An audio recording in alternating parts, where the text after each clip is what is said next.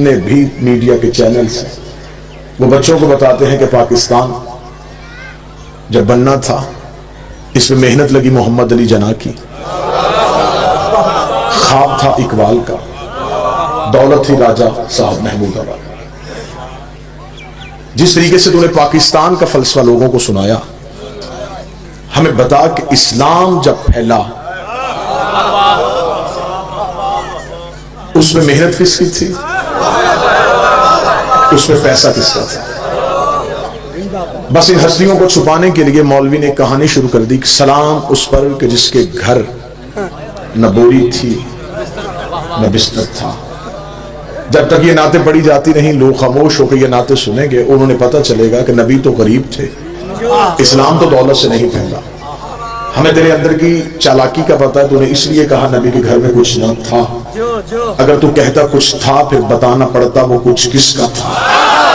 جو بول سکے وہ زحمت فرمائے۔ واجب الاحترام ہستیاں تشریف فرمائیں۔ بسم اللہ سرکار۔ مخدوم الملت میر کارواں جناب پیر بابا نزاکت شاہ جی دعا لینے کے لیے، بابا سید مظہر شرازی صاحب، میرے بھائی ملک علی رضا، بزرگ ذاکر ملک مرید صاحب، سارے مجھ سے سینئر ہیں۔ صرف اس لیے کہا کچھ نہ تھا، اگر کہتے کچھ تھا پھر بتانا پڑتا وہ کچھ کس کا تھا۔ وہ سیدوں کی ماں، وہ عرب کی عرب پتی بی بی، تاریخ عرب کہتی ہے جب نبی کے گھر آئی ہے خالی ہاتھ ہے۔ تو جو میری طرف کیجئے گا، میں بالکل آپ کی سوچوں سے کم وقت لوں گا۔ جب یہ نبی کے گھر آئی ہے پھر خالی ہاتھ نہیں آئی، دولت کے ڈھیر لے کے آئی ہے، سونے کے انبار لے کے آئی ہے، دولت کے ڈھیر لے کے آئی ہے، سونے کے انبار لے کے آئی ہے۔ مشتاق شادی پڑھنے کے لیے نہیں آئے، سننے کے لیے آئے ہیں۔ دولت کے انبار لے کے آئی ہے، سونے کے ڈھیر لے کے آئی ہے، دولت کے انبار سونے کے ڈھیر لے کے یہ بی بی آئی ہے۔ اور تاریخیں کہتی ہے جب یہ بی بی ہمارے نبی کے گھر آ گئی تو عرب کے گستاخ ننگی تلواریں لے کے نبی کے دروازے پہ کھڑے ہو کے اونچی آواز میں کہہ رہے تھے عبداللہ کے بیٹے ہم تجھے قتل کرنے آئے ہیں۔ پردے کے اندر بیٹھی سیدوں کی ماں نے کہا تھا مولا تو پریشان نہ ہونا، تیری جوتیوں کی قسم یہ جتنے تیرے دروازے میں بھونکنے آئے ہیں یہ سارے میرے قرضدار ہیں، یہ سارے میرے نمکخوار ہیں۔ بی بی نے آوازیں پہچان پہچان کے کہا تھا اور فلاں ابن فلاں بتا کہ تیرے باپ نے میرا اتنا قرضہ نہیں دینا، اور فلاں کا بیٹا بتا کیا تو میری نکرانی کا بیٹا نہیں ہے، اور فلاں کا بیٹا بتا کیا تو میرے مکروز کا بیٹا نہیں ہے۔ سب نے ہاتھ مانگا بی بی ہمیں نہیں پتا تھا کہ اندر تو بیٹھی ہے، اب بتا کیسے بچ سکتے ہیں؟ فرمایا تلواریں نیاموں میں واپس رکھو، ایک ہی طریقہ ہے محمد کے کلمے پڑھتے جاؤ، قرضے معاف کرواتے جاؤ۔ جو بول سکتے سارے بولا، ہاتھ اٹھا کے بولا حیدری۔ بسم اللہ سرکار، بسم اللہ، میرے محمد کے کلمے پڑھتے جاؤ۔ بسم اللہ سرکار، بسم اللہ سرکار، قرضے معاف کرواتے جاؤ، محمد کے کلمے پڑھتے جاؤ، قرضے معاف کرواتے جاؤ۔ بابا نزاکت شاہ جی کتنی ہماری اعلیٰ ظرفی ہے، ہم نے آج تک نہیں پوچھا کہ وہ بندے کون تھے جو قرضے معاف کروانے کے چکر میں مسلمان ہیں۔ یہ ہماری اعلیٰ ظرفی ہے، یہ ہماری اعلیٰ ظرفی ہے۔ ہم نے تم سے کبھی یہ سوال نہیں کیا کہ وہ بندے کون تھے جو قرضے معاف کر۔ ہر بندہ نبی کی محبت میں مسلمان نہیں ہوا۔ سارے مولا مل گئے حیدری۔ ہر بندہ نبی کی محبت میں مسلمان ہوتا تو شاعر مشرق نہ کہتا زبان سے کہہ بھی دیا لا الہ تو کیا حاصل، دل و نگاہ جو مسلمان نہیں تو کچھ بھی نہیں۔ یہ سیدوں کی ماں جس کی دولت کے صدقے میں تو جو میری پورے رکھیں گے، اسلام امیر ہو گیا، عرب کی عرب پتی بی بی، بسم اللہ جی بسم اللہ سے، جس کے نوکروں کو شادی سننی ہے تو بابا درگام شاہ جی کا انتظار کریں گے جی آپ جی بسم اللہ سرکار۔ میرے محمد کے کلمے پڑھتے جاؤ، قرضے معاف کر جاؤ۔ یہ بی بی ہمارے نبی کے گھر آ گئی ہے۔ تاریخ عرب کہتی ہے یہ اتنی امیر تھی جس کے نوکروں کے خیموں کے رسے سونے کے ہوتے تھے، کنیزوں کی کمر کی بیٹیاں سونے کی ہوتی تھی۔ جب بی بی کا تجارت کا قافلہ گھر سے نکلتا آخری اونٹ مکے سے نکل رہا ہوتا تھا، پہلا اونٹ یمن میں داخل ہو رہا ہوتا تھا۔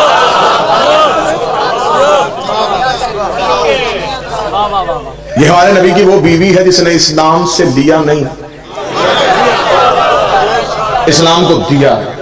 شادیاں 9، 11 یا 13 مانو، میں طالب علم ہونے کی حیثیت سے ممبر پہ ثابت کر سکتا ہوں نبی کی ہر بیوی کا بیت المال سے وظیفہ مقرر تھا سوائے سیدوں کی ماں کے.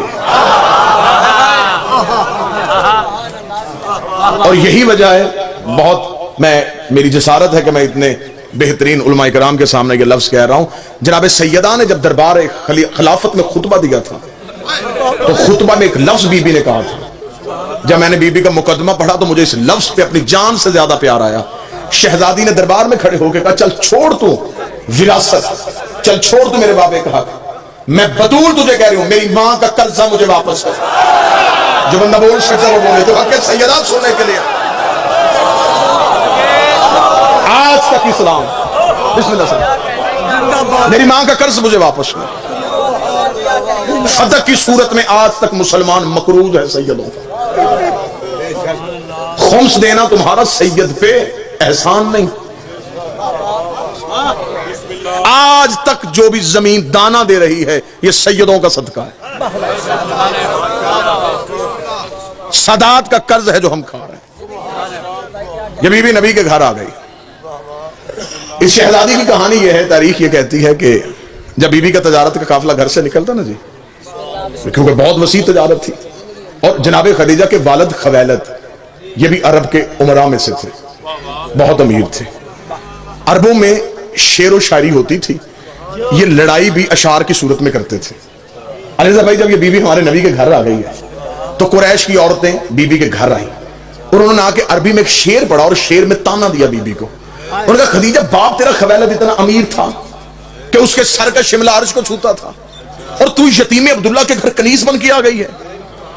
بی بی کو تانا دیا کہ باپ تیرا اتنا امیر تھا کہ اس کے سر کا شملہ عرش کو چھوتا تھا, اور تو یتیم عبداللہ کے گھر کنیز بن کے آئی ہے.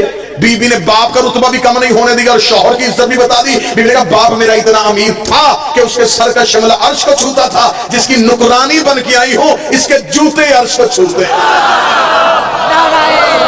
اس کی نعلین عرش کو چھوتا.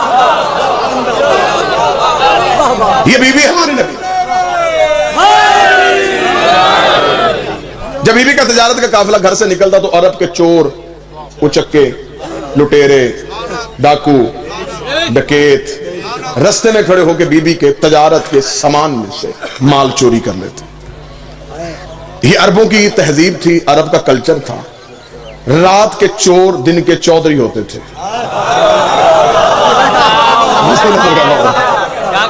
رات کو چوریاں کرنا, دن کو مطمئن ہو کے ڈیرے پہ بیٹھ کے فیصلے کرنا. بی بی کا تجارت کا قافلہ آتا, یہ سامان چوری کر لیتے. ایک قافلہ لٹا, دوسرا قافلہ لٹا, تیسرا قافلہ لٹا. بار بار نوکر آ کے کہتے رہے کہ بی بی مکے کی گلیوں سے سامان چوری ہوتا ہے. چوتھے دن بابا مشتاق جی شریعت کی ملکہ نے حیا کا برقع سر پہ لیا. بابا عمران شاہ جی اپنے گھر سے نکلی, خرامہ خرامہ چلتی رک گئی آ کے ابو طالب کے ڈیرے کے دروازے پہ. جنگ کا گرد و نواح میرے سامنے ہے. عرب میں جب کسی کا چولہا بھی نہیں جلتا تھا, علی کے باپ کا ڈیرا اس وقت بھی چلتا تھا. عرب کے فیصلے سیدوں کے ڈیرے پہ ہوتے تھے. ڈیرے دار یہ خاندان تھا.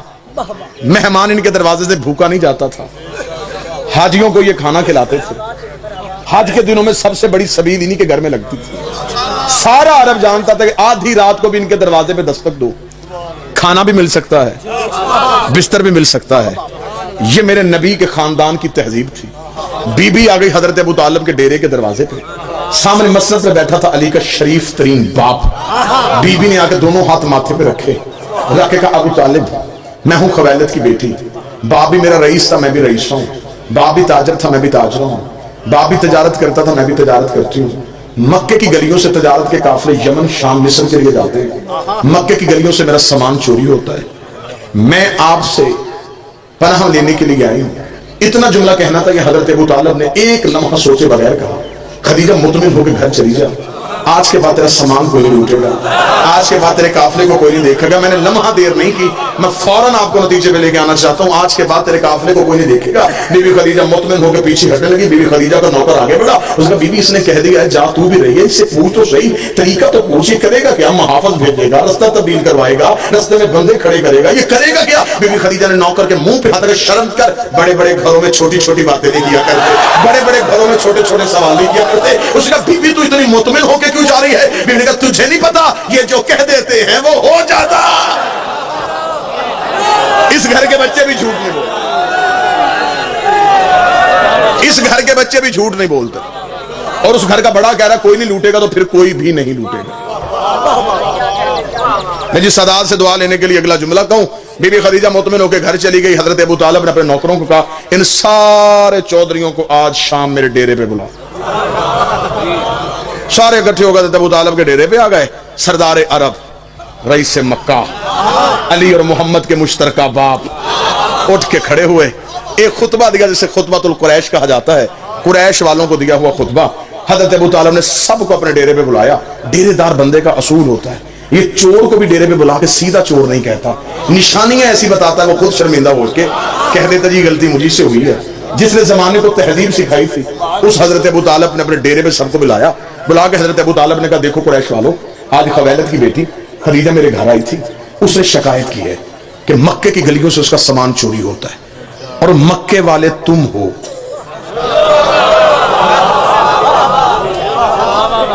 لہٰذا میں یہ نہیں کہوں گا کہ کون چوری کرتا ہے, میں صرف تمہیں یہ سمجھانا چاہتا ہوں آئندہ سے قافلہ نہ لوٹنا.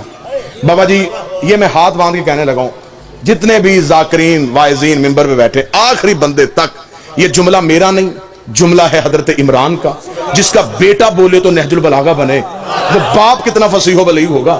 حضرت ابو طالب کا جملہ میری پوری زندگی کی خطابت پلڑے پہ رکھی جائے, یہ جملہ پھر بھی وزنی ہے. حضرت ابو طالب کا میں تمہیں گھر بلا کے صرف اتنا سمجھانا چاہتا ہوں, عورت کے قافلے لوٹنا کوئی مردانگی نہیں ہے.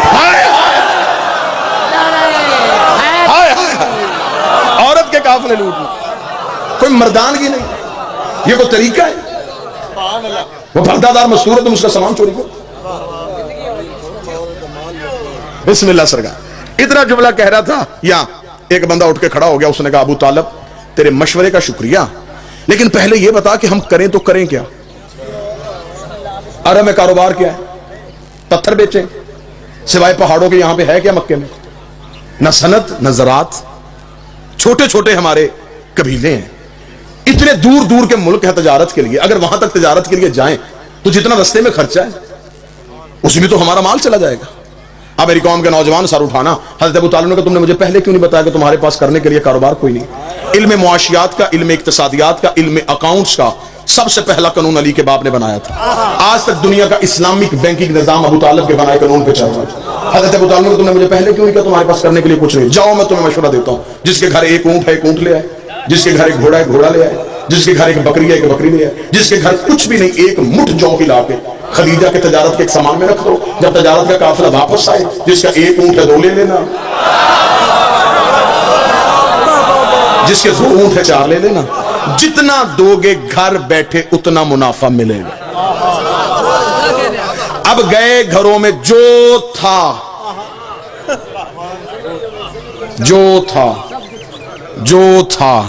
بابا جی اب مجھے معاف کر دیجئے گا, اب میں یہاں پہ جملہ چھپا نہیں سکتا. اب طریق نے یہاں پہ ڈنڈی ماری ہے, مورخ نے اسلامیات اور دینیات میں لکھا ہے فلاں بندہ اپنے گھر میں گیا, اس نے دیواروں پہ ہاتھ مارے, سوئی بھی نہ چھوڑی, سب کچھ اللہ کی راہ میں دے دیا. اس نے اتنے اونٹ اللہ کی راہ میں دے دیے, اس نے اتنے کنویں اللہ کی راہ میں دے دیے. قرآن منبر پہ لے کے آؤ, میں قرآن سر پہ رکھ کے طریق کا ضامن ہو کے اعلان کرنے کے لیے تیار ہوں. کسی نے بھی اللہ کی راہ میں نہیں دیا تھا, جس نے بھی دیا ڈبل کروانے کے چکر میں دیا,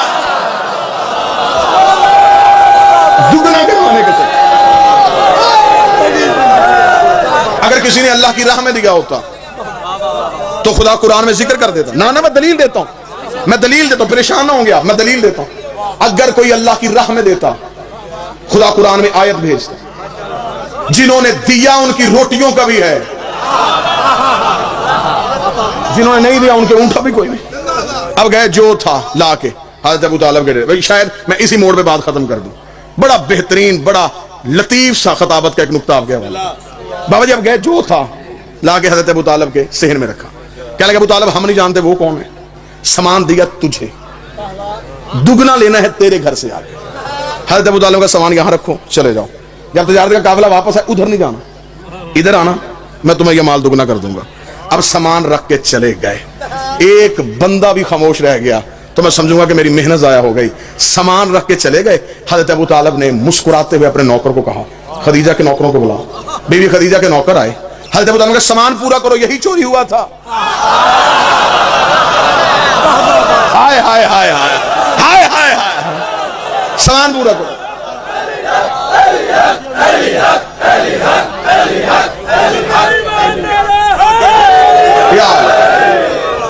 سامان پورا کرو. بابا مشتاق شاہ جی, تاریخ اسلام کی یہ پہلی ریکوری ہے جو پوری ہوئی ہے. چور اپنے ہاتھوں سے سامان مالک کے گھر چھوڑ کے چلے گئے.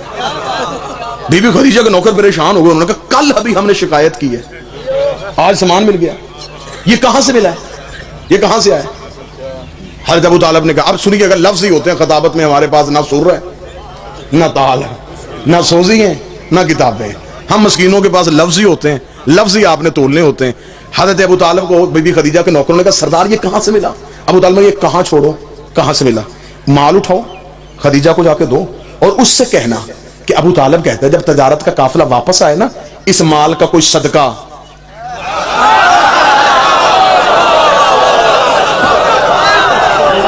اس کا کوئی صدقہ انہیں دے دیں.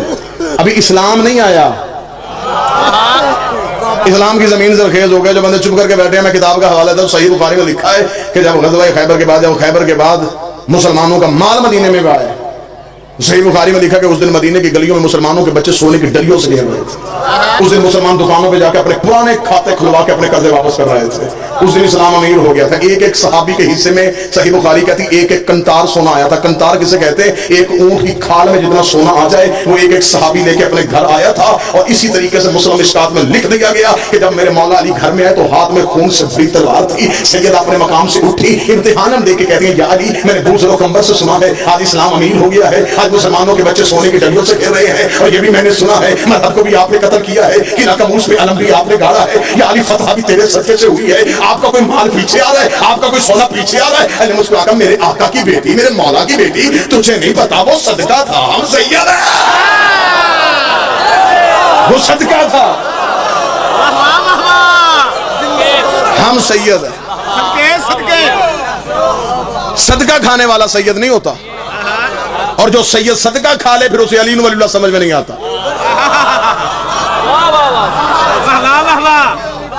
صدقہ سید کھا نہیں سکتا. اگر اندر چلا جائے پھر وہ پوچھتا رہتا ہے کہ جناب علی ولی اللہ کہاں لکھا ہے.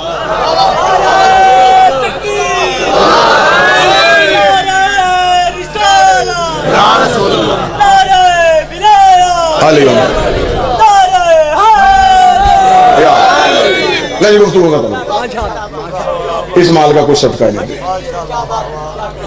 چلے گئے. بی بی خدیجہ کے نوکر جا کے بی بی کو خبر دی کہ بی بی سامان تو سارا مل گیا. بی بی کا سامان سارا مل گیا. پھر کہنے لگے وہ ابو طالب نے کہا ہے کہ اس مال کا کوئی صدقہ. تاریخ کہتی ہے کہ جب تجارت کا قافلہ واپس آئے 80,000 طلائی سونے کے دینار. بی بی خدیجہ کو پہلے سے زیادہ منافع ہوا, کیونکہ اگلی رات جب تجارت کا قافلہ گھر سے نکلا چور محافظ بن گئے تھے. 80,000 طلائی دینار پہلے سے زیادہ منافع ہوا. 80,000 طلائی دینار کو یوں اپنی چادر میں لے کے, اب پھر میں لفظ قیمتی کہنے لگا ہوں, کوئی منت نہیں, جو بول پڑے گا نوکر پہ احسان کرے گا. یوں 80,000 طلائی دینار اپنی چادر میں لے کے کائنات کی پہلی خمس دینے والی عورت سیدوں کے گھر حق دے کے گئی. یوں آ کے مار رکھا. حضرت ابو طالب نے 80,000 طلائی دینار دیکھے. دور کون تھا جب لوگ ایک وقت کی روٹی کو ترستے تھے. حضرت ابو طالب نے کہا خدیجہ یہ کیا؟ فرمایا یہ سب کچھ آپ کی ذہانت کی وجہ سے ہوا ہے, یہ آپ کا حصہ ہے, میں آپ کو دینے آئی. حضرت ابو طالب مسکرا کے کہا خدیجہ تجھے نہیں کسی نے بتایا کہ ہم اجرت لے کے احسان نہیں کرتے؟ اس نے اگر آپ اجرت لے کے احسان نہیں کرتے پھر ہم بھی شرمندگی کی زندگی نہیں جیتے. احسان کیا کچھ رکھیں. ابو طالب رکھتے نہیں تھے, خدیجہ اٹھاتی نہیں تھی, درمیان میں توحید اتر آئی. حضرت ابو طالب نے کہا احسان کرنا چاہتی پر ایک احسان کر, بھتیجا میرا جوان ہے, حکم کیا تھا میرے بھائی نے, یہی سطر پڑھ دیتا ہوں. میرے بڑے بھائی عبداللہ کا بیٹا ہے, نام اس کا محمد ہے. اگلا جو تیرا تجارت کا قافلہ جائے اس میں میرا محمد ساتھ لے کے جانا, ہم تمہیں بتائیں کہ ہم کون ہوتے ہیں. اگلی صبح شریف ترین چچا اپنے شریف ترین بھتیجے کو نوکری دلوانے کے لیے خدیجہ کے محل کے دروازے پہ پہنچا. ملکہ شرافت اپنے بستر طہارت سے تڑپ کے اٹھی, حریر و رندید کے پردوں کو پیچھے ہٹا کے دیکھا. بچپن میں جسے خواب میں دیکھا کرتی تھی, مجسم محمد کی صورت میں دروازے پہ کھڑا تھا. بیوی نے نوکروں کی لائن لگی ہوئی میں سے ایک نوکر کو اٹھایا, نام اس کا میسرہ تھا. لیکن میسرہ اٹھ جا, یہ ہے سردار ابو طالب, یہ ہے اس کا بیٹا, اس نے آج رات قافلے میں ساتھ جانا ہے. میسرہ تیرا صرف ایک ہی کام ہے, نہ تُو نے بوری اٹھانی ہے, نہ تُو نے بوری رکھنی ہے, نہ تُو نے مال بیچنا ہے, نہ تُو نے نفع گننا ہے, نہ تُجھے نقصان کا کوئی خطرہ ہونا چاہیے. میسرہ تُو نے کوئی تجارت کا کام نہیں کرنا. بیوی پھر میں نے کرنا کیا ہے؟ بیوی کہتی تیرا صرف ایک ہی کام ہے, ذمہ داری میں تجھے دے کے بھیج رہی. تو نے اس محمد کے پیچھے سایہ بن کے رہنا ہے, اس محمد کے پیچھے سایہ بن کے رہنا ہے. مجھے واپس آ کے بتانا اس کا اٹھنا کیسا ہے, اس کا بیٹھنا کیسا ہے, اس کا سونا کیسا ہے, اس کا جاگنا کیسا ہے, اس کا چلنا کیسا ہے, اس کے چلنے کے طریقے کیا ہیں, اس کے کھانے کے سلیقے کیا ہیں, اس کے پہننے کے آداب کیا ہیں, اس کے بولنے کا طریقہ کیا ہے. میسرہ سایہ بن کے پیچھے چلے جا. میسرہ نے ایک نظر پیغمبر کو دیکھا, پھر بیوی کو دیکھا, پھر پیغمبر کو دیکھا, پھر بیوی کو دیکھا. بیوی اس کا سایہ بنا رہی ہے, اس کا تو اپنا سایہ ہی کوئی نہیں.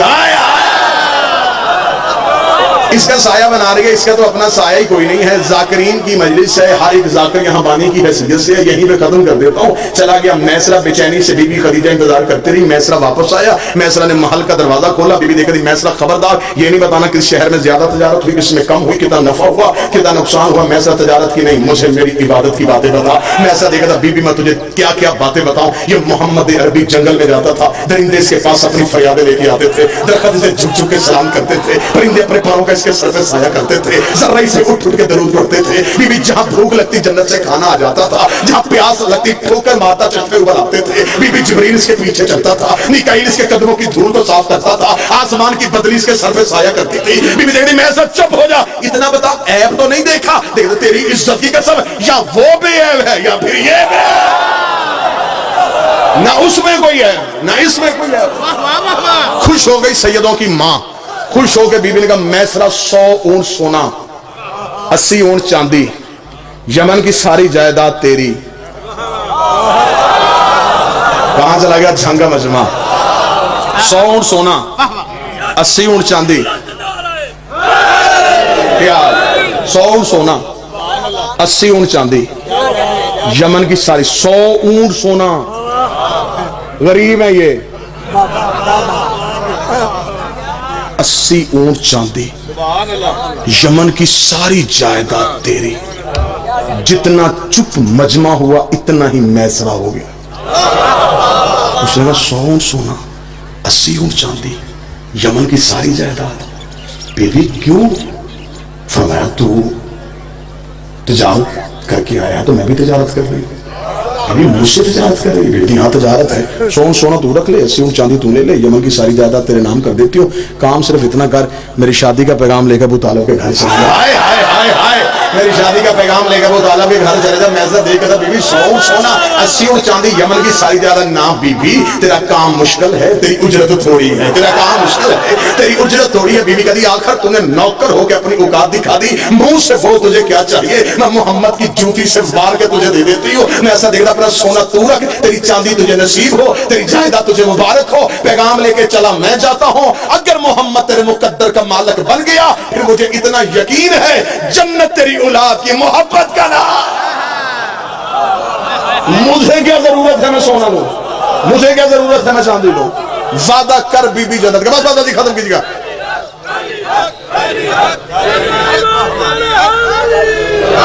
وعدہ کر بی بی جنت کا. وعدہ ہو گیا جنت کا. چلا گیا میسرہ. اب یہاں میں چند بندوں کے ذہن پہ سوال آ گیا, وہ خطیب ہی کیا جو مجلس پڑھے چہرے نہ پڑھے. یہ پیغام بی بی نے بھیجا. ہاں ہاں بی بی نے بھیجا. اگر پیغام نبی بھیجتے آج مولوی بھونک دیتا. مالدار جو تھی, اسلام کو پیسے کی ضرورت تھی, عرب کی شہزادی کو شادی کا پیغام بھیج دیا. یا قبلہ شرائع صاحب مولوی دوسرا راہ نکال دیتا. مالدار عورت کو شادی کا پیغام بھیجنا نبی کی سنت ہے. خدا نے کہا نا خدیجہ, ना खदीजा, मैं अपने नबी के किरदार पे तोहमत बर्दाश्त नहीं करता। तू पैगाम भेज, तू पैगाम भेज। जिसे खताबत के जुमलों से मोहब्बत है वो लफ्ज की कदर करेगा। पैगाम तू भेज दे, पैगाम तू भेज, पैगाम तू भेज। तो जो मेरी तरफ कीजिएगा, पैगाम तू भेज दे। बीबी खदीजा ने कहा मेरे अल्लाह मैं औरत हूँ, मेरी अना है, मेरा मजाज है, मेरा धर्म है, मैं औरत होकर पैगाम भेजूं। तारीख क्या लिखेगी, मुअर्रख क्या कहेगा? तो मैं तारीख जो लिखती लिखने दे, मुअर्रख जो भौंकता भौंकने दे। पैगाम तू भेज। तो जो मेरी तरफ करना, खुदा का वास्ता तो जो मेरे पैगाम तू भेज, पैगाम तू भेज। मेरे अल्लाह मैं पैगाम कैसे भेजूं? तो मैं तू पैगाम भेज, मैं अल्लाह वादा करता हूँ तू पैगाम भेज, मैं एहसान का बदला दूंगा। मेरे मालिक एहसान का बदला क्या देगा? तो मैं शादी का पैगाम तू भेज, वादा मैं अल्लाह करता हूँ मैं मोहम्मद की शरीयत में ला दूंगा। निकाह पढ़ने से पहले मौलवी लड़की की मर्जी पूछेगा, फिर लड़के की रजा। मैं सारे की सारी निकाह का इख्तियार ही औरत को दे दूंगा। बस मैसरा ने शादी का पैगाम दिया, शादी का दिन मुकर्रर पाया, 10 रबीउल अव्वल शादी का दिन तय पाया। नबी की शादी का दावतनामा वहां से छपा जहां से कुरान छपा था। हजरत अबू तालिब ने नबी की शादी का दावतनामा तकसीम करने के लिए अपने पुराने कम्मी को बुलाया। जबरील, मेरे मोहम्मद की शादी का दावतनामा तकसीम करके, दावतनामा तकसीम हो गया, बराती उतरने शुरू हो गए। आप शादियों में जाते हैं, जिस घर में शादी हो, शादी से 1 हफ्ता 10 दिन पहले करीबी अजीज आ जाते हैं। फिर वो जो घर का बुजुर्ग होता है उसे कहते हैं जी हम पहले इसलिए आ गए, आपके घर में शादी है, हमारे लायक कोई हुक्म, कोई खिदमत, कोई जिम्मेदारी, कोई काम।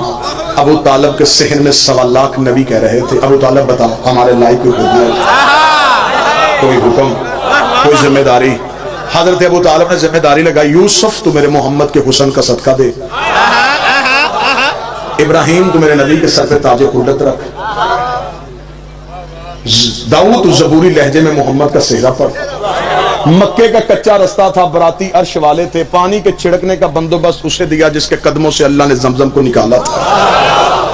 बस सरकार बिल्कुल आखिरी जुमला आ गया, बाबा जी तशरीफ ले आए, इतने जाकरीन से इतना वक्त ले लिया, उन सब से मैं मादरत का हूँ। बारात नबी के घर से निकली, जब दुल्हा अपने घर से निकला, यासीन का सिगरा, मुजम्मल की मेहंदी, ताहा की लड़कियां, यमशान रज़ की लड़ाई, इन्नमा युरीदुल्लाह की चादर, इन्नमा वलियुकुमुल्लाह की अंगूठी, कुल आउज़ु बिरब्बिल फलक की धुनी। अबू तालिब हाथ पकड़ के गया, और रब के गुस्ताखो दरवाजे खोल के देखो, अब्दुल्ला के यतीम की नहीं, मेरे सरदार की बारात आ रही।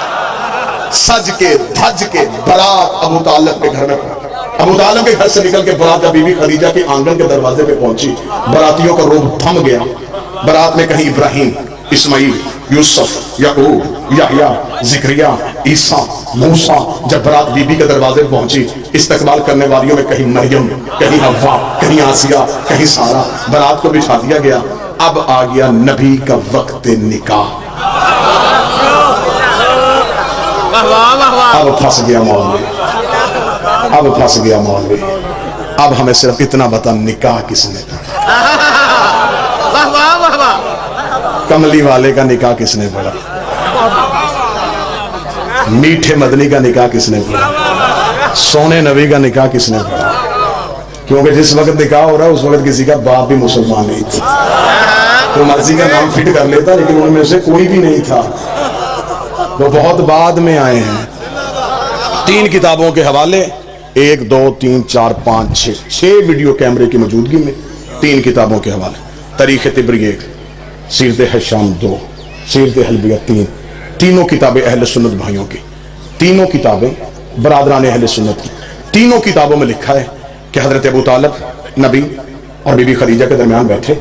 दरमियान बैठ के हज़रत अबू तालिब ने कहा अल्हम्दुलिल्लाहिल्लज़ी जअलना मिन ज़ुर्रिय्यति इब्राहीम व नस्ल इस्माईला व अहकाम लिन्नासा व यब्न सफ़ा व यब्न मरवा व ख़तम नबीय्यिन मिन राशिही हाज़ा अख़ी मोहम्मद इब्न अब्दुल्लाह हाज़ा शरफ़न व नबलन व फ़ज़लन कसीरा। हज़रत अबू तालिब ने दोनों के दरमियान बैठकर तारीफ उस अल्लाह की जिसने हमें इब्राहीम की औलाद में रखा, जिसने हमें इब्राहीम की औलाद में रखा, जिसने हमें इब्राहीम की औलाद में रखा, जिसने हमें इस्माईल की नस्ल में रखा, व अहकाम लिन्नासा हमें इंसानों का हाकिम बना के भेजा। अल्लाह ने हमारे सरों पे ताज नबुव्वत को सजाया हुआ है। काबे की चाबी हमारे घर पड़ी है, हाजियों को खाना हम खिलाते हैं। और ये मेरे बड़े भाई अब्दुल्ला का बेटा मोहम्मद है। نواز شرف و نبلن و فضل کا سینہ، پورے عرب میں اس سے بڑا شریف کوئی نہیں ہے، پورے عرب میں اس کی فضیلت کا ثانی کوئی نہیں ہے۔ میں اسے ساتھ لے کے تمہارے قبیلے کی باعزت محترمہ مکرمہ بی بی خدیجہ سے اس کا نکاح کروانے کے لیے آیا ہوں۔ یہ جملہ کہنے کے بعد حضرت ابو طالب اپنے مقام سے اٹھ کے کھڑے ہوئے، بی بی خدیجہ کے پورے خاندان کی آنکھوں میں آنکھیں ڈال کے حضرت ابو طالب نے کہا اے خاندان خویلد، حق میں ہے تم بتاؤ رقم میں ادا کر دیتا ہوں، حق میں ہے تم بتاؤ رقم میں ادا کرتا ہوں۔